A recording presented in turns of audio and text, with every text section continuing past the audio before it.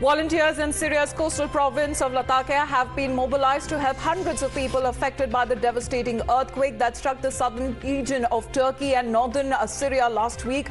Around 100 meals that are being prepared every day, while other assistance including essential food supplies, shoes and clothes were also being distributed to the affected people. The Red Cross Society of China has sent the second batch of humanitarian supplies to quake-hit Syria. The latest supplies can meet the needs of more than 10,000 people, according to the organization. Rescue crews have continued to comb through debris in Turkey's Adıyaman. Some survivors were waiting in front of collapsed buildings, waiting for the bodies of the loved ones to be retrieved. Many in Turkey blame faulty construction for the vast devastation, and authorities have begun targeting contractors allegedly linked with buildings that collapsed. A team from Spain worked with the Turkish rescuers to pull out a woman to safety. The 50-year-old woman is said to be in a stable condition after a complicated rescue and is being attended by medical staff in Iskenderun. Ericam head Anika Kol has said that the Turkish team has been key to locate the woman after some construction workers heard a noise while they were clearing the debris. The Russian Emergency Ministry has shared footage of Russian rescuers together with Belarusian and Kyrgyz colleagues pulling out a man from under the rubble in Turkey. 160 hours after the devastating earthquake, the rescue work lasted for more than 4 hours. The injured man has been given first medical aid by the Russian Emergency Ministry. The Algerian rescue team in Turkey has continued with their operations for 7 days, with the team managed so far to rescue several lives from the devastating wreckage, including a mother and a 20-day-old baby. The head of WHO met Syrian President Bashar Assad in Damascus to discuss medical and humanitarian needs for those affected by last week's earthquake. He has said that the WHO will be sending another shipment of medical aid to northern Syria in the coming days. UN's Under-Secretary General for Humanitarian Affairs and Emergency Relief Coordination has said that convoys with humanitarian supplies to northwest Syria has resumed and are scaling back up, calling the trucks loaded with humanitarian aid a lifeline for the Syrian people. Griffiths had said that the United Nations has also ramped up the scale of the operation so as to meet the needs of the people in need.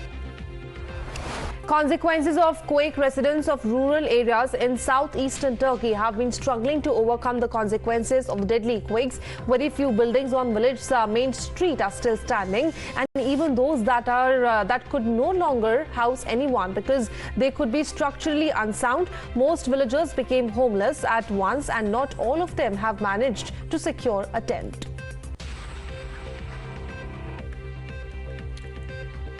In other updates that we are picking up, where China has rejected the U.S. decision to blacklist at least 6 Chinese entities that were linked to Beijing's aerospace programs as part of its retaliation over an alleged Chinese spy balloon that traversed the U.S. airspace.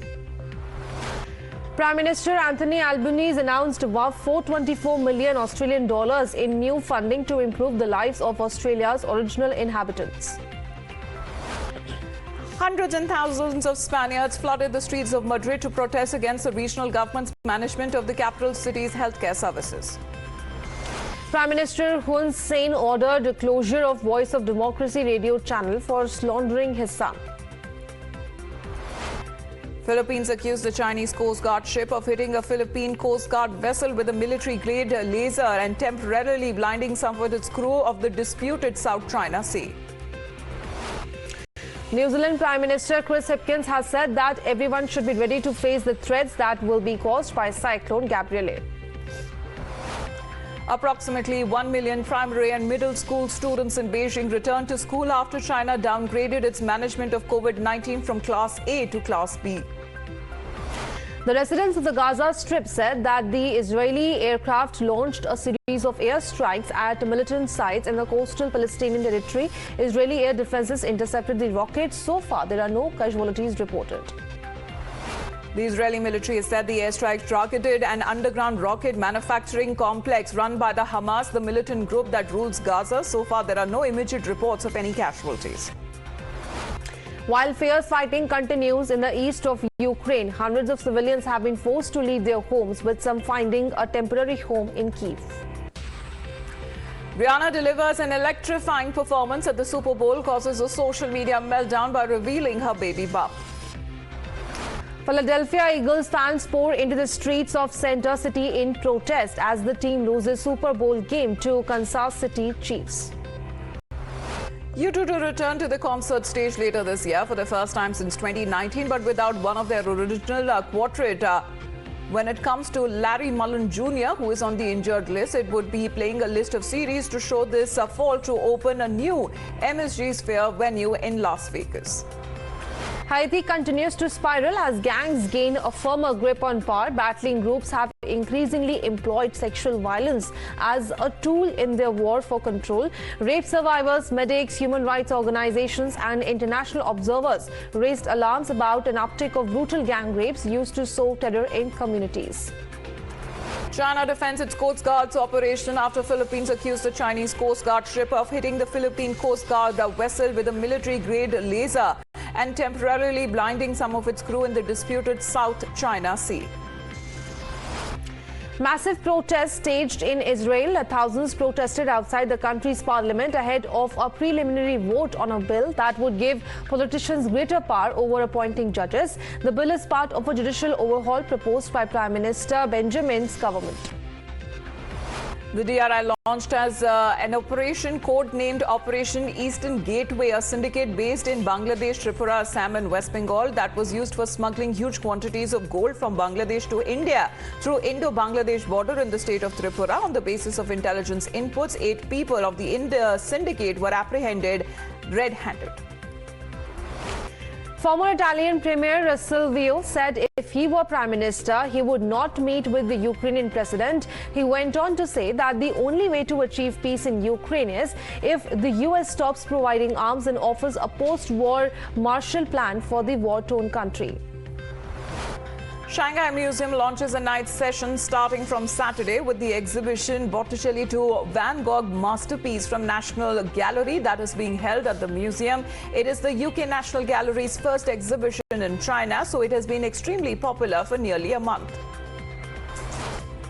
Manila Flower Shop sells veggie bouquets. A flower shop in Manila found a practical way to sell bouquets a day before Valentine's. It is using vegetables instead of flowers. Customers can choose from a variety of vegetables from green or red chilies to ginger, garlic, tomato and onion as a floral arrangement, and then after Valentine's use it for cooking purposes.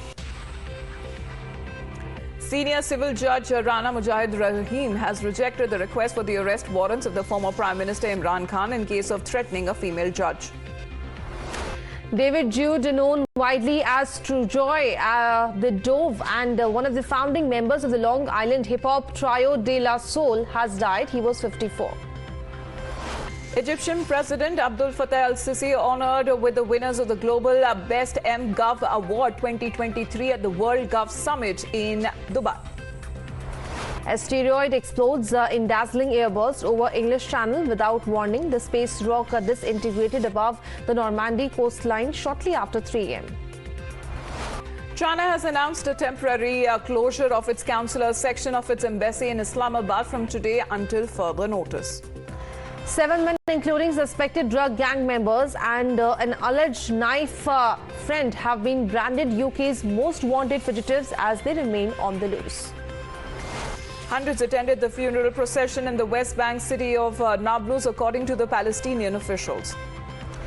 The European Union's executive branch has raised its economic growth forecast for the year, saying Europe will narrowly avoid a recession and has already passed its inflation peak as natural gas prices fall from astronomical highs.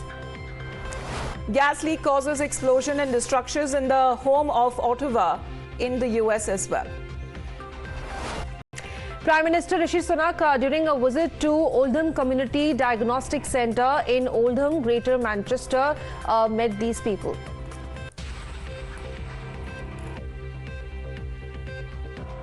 Well, Blake Lively and Ryan Reynolds have welcomed their 4th child. The Gossip Girl actor hinted that she had secretly given birth as she posted series of photos of her celebrating the Super Bowl with Ryan and his mother Tammy on Instagram. In the snap, she no longer has a baby bump and has been later now confirmed that Blake's baby had been born.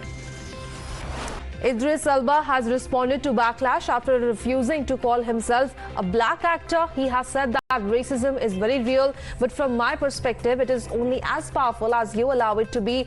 During an interview with one of the media houses, he said that perhaps he had revealed he no longer identifies as a black actor because it limited his opportunities.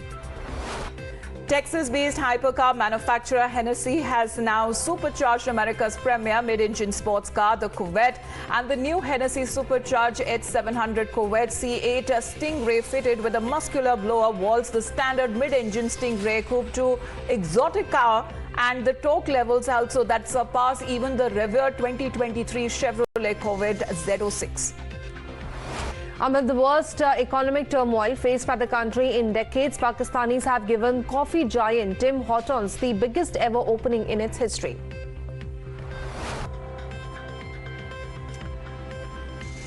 Well, the UAE will play host to the 71st Miss World pageant, where the organizers took to the social media platforms to make the big announcement. This year's edition of Miss World will take place in May, and the organization is yet to make an official announcement on the final date.